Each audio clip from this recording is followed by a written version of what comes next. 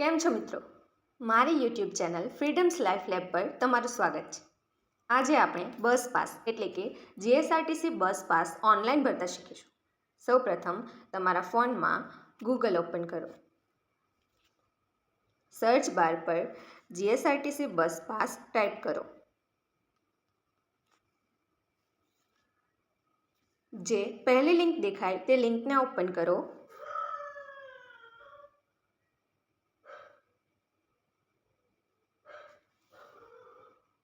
આ link open કરતાં આપણને આવા બે ઓપ્શન દેખાય છે. પહેલો ઓપ્શન છે સ્ટુડન્ટ પાસ સિસ્ટમ અને બીજો ઓપ્શન છે પેસેન્જર પાસ સિસ્ટમ. આપણે સ્ટુડન્ટ પાસ સિસ્ટમ પર ક્લિક કરીશું. અહીં ત્રણ ઓપ્શન આપેલા છે: સ્ટાન્ડર્ડ 1 to 12, આઈટીઆઈ, અધર. જો તમે ધોરણ 1 થી 12માં ભણો છો તો સ્ટાન્ડર્ડ 1 to 12 એટલે કે પહેલા ઓપ્શન પર ક્લિક કરો. આઈટીઆઈ કરો છો તો બીજા ઓપ્શન પર, અને કોલેજ કે બીજા કોઈ કોર્સ કરો છો તો અધર પર.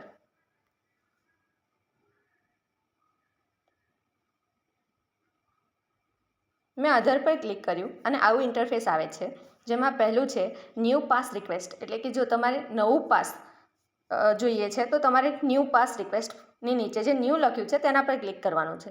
તેની પાસે પાસ રિન્યુઅલ રિક્વેસ્ટ, જો પાસ તમારે રિન્યૂ કરવાનું છે તો તેની વિગત માંગી છે. હું અત્યારે ન્યૂ પાસ રિક્વેસ્ટ એટલે કે નવું પાસ ભરતા શીખવું છું. ન્યૂ પર ક્લિક કરીશું.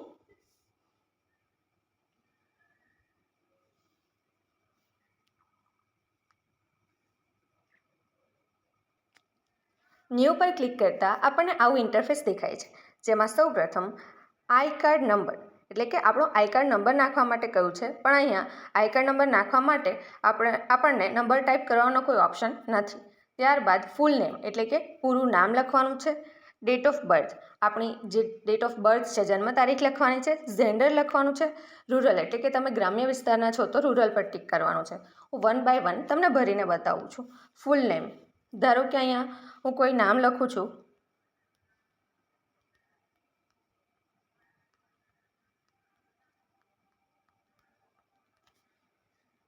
ત્યારબાદ ડેટ ઓફ બર્થ, તમે તમારી જે ડેટ ઓફ બર્થ છે તે નાખી શકો છો.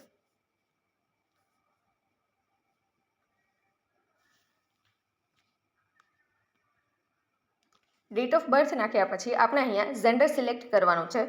હું ફિમેલ સિલેક્ટ કરું છું.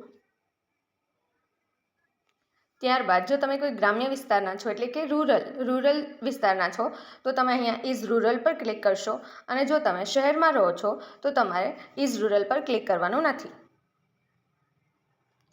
ત્યારબાદ જોઈએ ગ્રુપ, ક્લાસ ગ્રુપ એટલે કે તમે જો ડિપ્લોમા કરો છો તો ડિપ્લોમા એન્જિનિયરિંગ, ગ્રેજ્યુએટ, બી, માસ્ટર ડિગ્રી જે પણ તમારો કોર્સ છે તેના પર ક્લિક કરવાનું છે. હું અત્યારે ગ્રેજ્યુએટ પર ક્લિક કરું છું.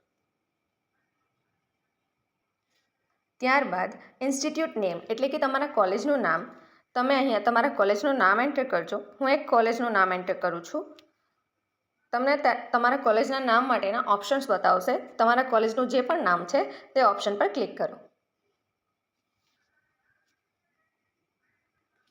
ત્યારબાદ તમારા કોલેજનું એડ્રેસ તમારે દાખલ કરવાનું છે.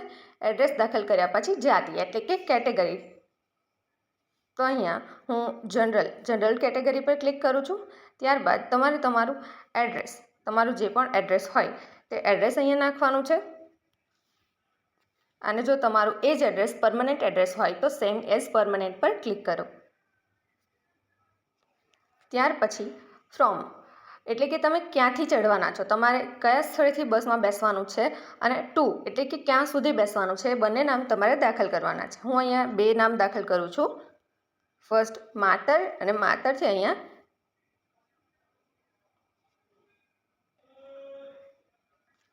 ખેડા સુધી.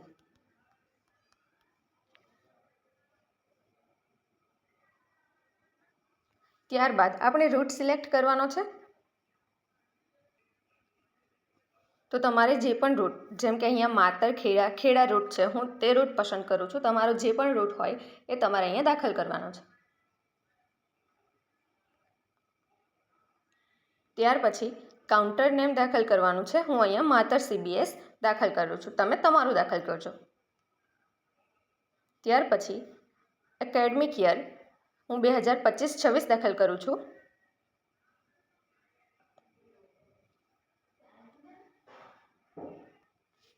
એ પછી ટર્મ એટલે કે સત્ર દાખલ કરવાનું છે. તમારું સેકન્ડ ટર્મ છે કે ફર્સ્ટ ટર્મ એ અહીંયા દાખલ થશે. તો આપણે સેકન્ડ ટર્મ કરીએ. ત્યાર પછી તમારું ટર્મ એટલે કે સત્ર કઈ તારીખથી શરૂ થાય છે અને ત્યારબાદ કઈ તારીખે પૂરું થાય છે તે તમારે દાખલ કરવાનું છે.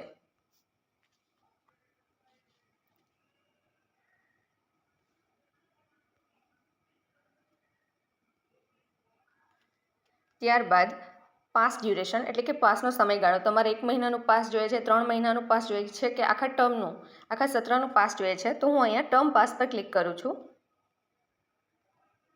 ત્યારબાદ સર્વિસ ટાઈપ એટલે કે તમને એક્સપ્રેસ બસ જોઈએ છે કે પછી લોકલ જોઈએ છે. જો એક્સપ્રેસ જોઈતી હોય તો એક્સપ્રેસ પર ક્લિક કરો અને લોકલ જોઈએ તો લોકલ પર ક્લિક કરો.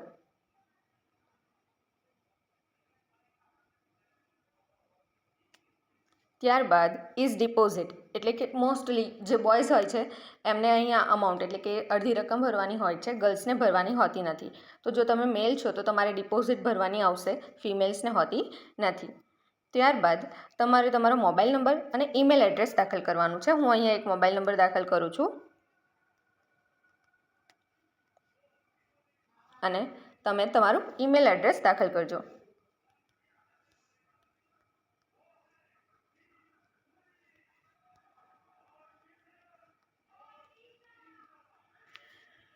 ત્યારબાદ નોંધ એપ્લિકેશન ફોર્મમાં ભરવામાં આવેલી વિગતો એક વખત સબમિટ કર્યા પછી તેમાં કોઈ પણ જાતના ફેરફાર થઈ શકશે નહીં.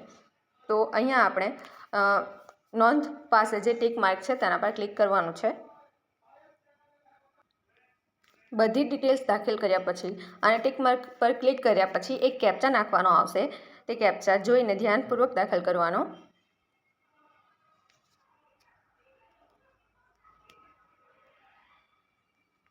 અને છેલ્લે સબમિટ બટન પર ક્લિક કરવાનું.